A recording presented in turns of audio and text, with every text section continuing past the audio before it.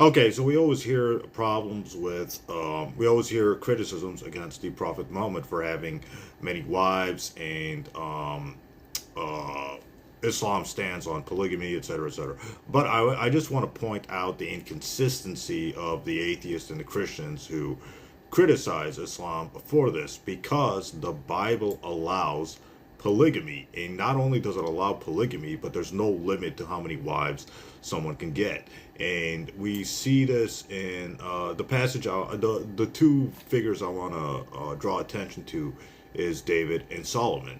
Like, we all know David had many wives, and we all know that his son Solomon had 700 wives and 300 concubines, according to the Old Testament, according to the Bible.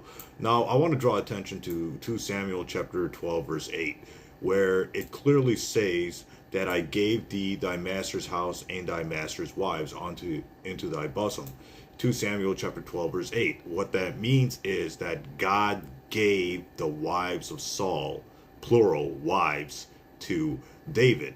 Now, the issue here is that if God was against David's polygamy, David marrying multiple women, multiple wives, he certainly would not have said he had given David his wives. You see what I mean?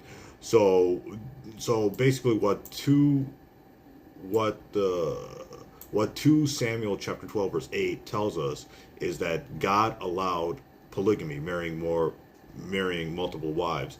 God was not against polygamy, and polygamy is not man's ideas but God's, and God did approve polygamy according to the Bible, according to the Old Testament. So we see that so the context of this verse is that God is speaking through a prophet Nathan, calling out David for David's sin for taking another man's wife, Bathsheba, which is adultery indeed. So at that point of situation, God was not condemning David for all his wives. In fact, verse 12 shows God himself actually saying that he was the one who gave David his wives, Saul's wives, etc. So, this is proof that, polygamy is God's idea, and God did approve of polygamy. God did condone polygamy. Further, we read the case of Solomon. Solomon had 700 wives and 300 concubines, according to the Bible. So God had no problem with that. The only problem was those wives turned Solomon into paganism. But as for Solomon's polygamy, God said nothing against